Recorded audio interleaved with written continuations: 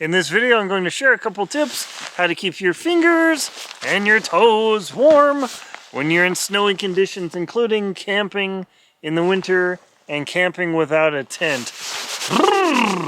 Tip number one, hats.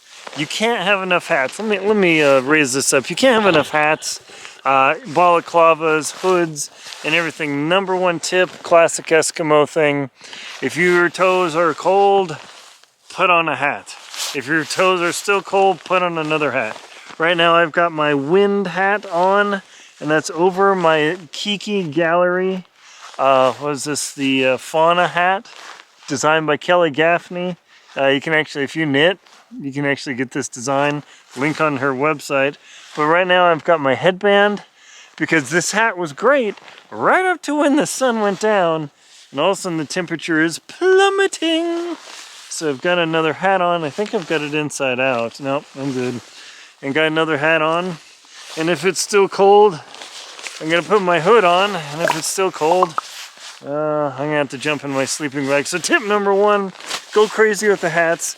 Get a balaclava, get it around your neck. Get a buff, an Arctic buff. Love the Arctic buffs, because they have super thick fleece and then thin to cover your mouth and nose. Awesome. So the second tip, don't stand on the ice if you can avoid it. If you've got snowshoes or something to stand on, don't stand on the ice, because that will make your toes cold. So right now, my feet are getting cold, even though I'm in my Danner boots. So I stand on my snowshoes. Yeah, and that's a huge, huge difference. So don't stand directly on the ice, because that'll make your toes cold. And once your toes are fully cold, you're not going to have a good time. So third tip. Don't just stand there. Do something. If you stand there, that's not going to end, folks. Start flapping your hands. If your fingers are cold, start like you're going to fly to Miami because it's warmer there. Because actually my fingers are cold right now. And so what I'm doing is, it's not only the motion and the blood pumping with the muscles, I'm actually using centripetal force to drive the blood back into my fingers.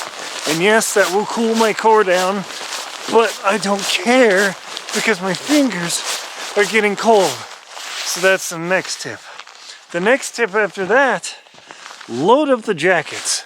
Because even though your core might not be cold, until you get warm, your fingers are going to be cold and your toes are going to be cold, because there's a physiological effect where if your body believes that the core is in danger, it will shunt the blood from your fingers and your toes to the core to keep you alive in a process called vasoconstriction.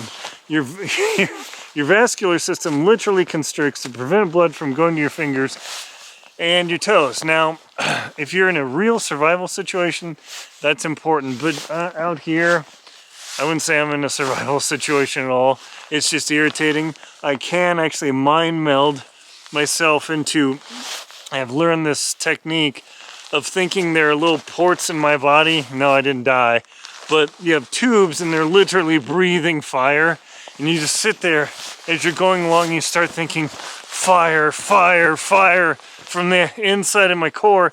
And I literally have gotten my fingers to sweat and my toes to feel that flush when your vascular system opens up and the heat just... Now, once that happens, I actually feel a chill in my body, because that cold blood is returning to my core. So, as soon as your blood is below, or your skin temperature is below 9 degrees Celsius, you're at risk for frost nip and frostbite. So you let your cold fingers get that cold, you're in trouble. So you do not want to have that happen. Also, another way to warm up your feet is kick and swing and just start doing jumping jacks.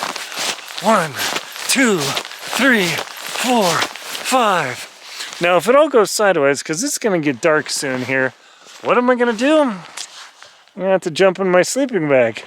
But I've got hot water bottles that I made when I was making my dinner. Yes! tip number, whatever the number is, I forgot already. But when you're making your water for your dinner, keep boiling the water, and I mean boiling. Get it right up to where it's just about to roil, then pour it in the bottles, put it in your sleeping bag, but of course test to make sure they're not leaking, key. And that will also keep your toes nice and toasty all night. That is a huge thing. You do not want to sleep with cold water bottles. If you want to have a miserable time camping, that's a great way to do it. Next tip, get some down booties. My down booties are in there. I'm not bringing them out here because I'm starting to get a little chilly. The moon is out right now, so that's another tip, is to get some down booties. Also, when you're going during the day, do not sweat. Avoid sweat at all costs, because that will get the insides of your gloves wet, that will get the insides of your boots and socks wet, and then you'll be cold all day. Another tip, use liner gloves. Do not take off your gloves for anything other than toilet activities and handling fuel. Keep those liner gloves on. Added benefit, that prevents or reduces the chance of those annoying cracks on your fingers, and then use the liner gloves in everything else. So by keeping those liner gloves on, you can do a huge service to yourself. Another tip, don't touch metal with bare fingers ever.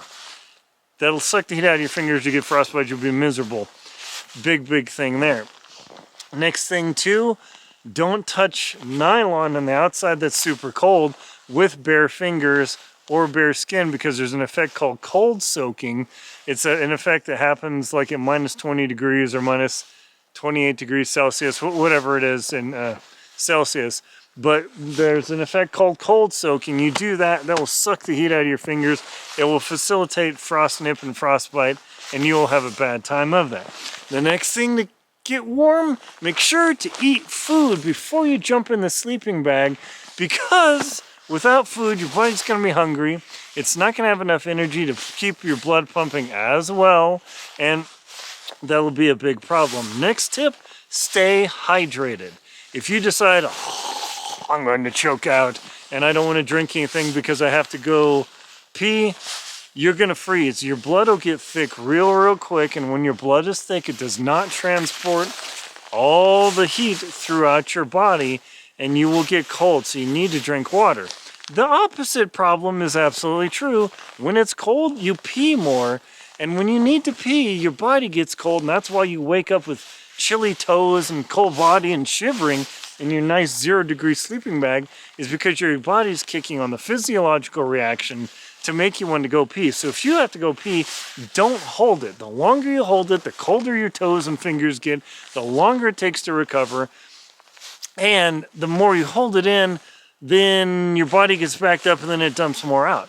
Why do you end up peeing a lot when it's cold? Because you're not sweating unless you're really working out. If you're sweating, you won't pee as much. So that's, this whole pee talk. Sorry about that. But it's a huge factor. If you need to go, stop. Hey, I got to go to the bathroom. Take care of it, get it done, get warm again, and get it going. So that'll make a huge difference. Carry your pee bottle in your bag. Do not get out. If you're a man, you can actually pee in the bottle without ever having to get it out of your sleeping bag. Ladies, you might be able to use the freshette. You could squat in the tent or squat outside. Ladies definitely have it tougher on this one. You can't use the freshette or one of those funnels to pee in your sleeping bag. Just doesn't work. That'll be disaster one. So for the ladies, you definitely have it tougher, but the men, don't get out of your sleeping bag. Just literally lean over, put the business in the bottle, fire it off, carefully seal out the bottle, and then pour it out of your tent in a single spot, and you'll have a much better time instead of getting out of your bag, which will chill your fingers and your toes and make you colder and take it longer for you to get back to sleep. So those are a bunch of tips to keep you warm, keep your fingers warm, keep your feet warm. Sorry, subscribers, I posted a video a little while ago. It was like I had my upload the video. It's a totally wrong video for what I thought it was about keeping your fingers and toes warm. My apologies to everyone who watched that video. Funny things happen when you're doing video. My name's Aaron Linsdau. I'm a polar explorer and professional adventurer. Please check out links below in the description to my books, Antarctic Tears, Lost at Winnie Corner, Adventure Expedition 1, How to Keep Your Feet Warm in the Cold, an entire book full of ideas of how to keep your feet warm in the cold. I use all 100 plus, 100 plus ways to keep your feet warm in the cold. The Jackson Hole Hiking Guide, the most crucial knots to know, because you need knots to put your tarp up, and the 2024 Total Eclipse Guides, as well as my show, Antarctic Tears. Thank you very much for watching. Please like, comment, and subscribe to the channel so you can keep your fingers and your toes warm in the outdoor cold.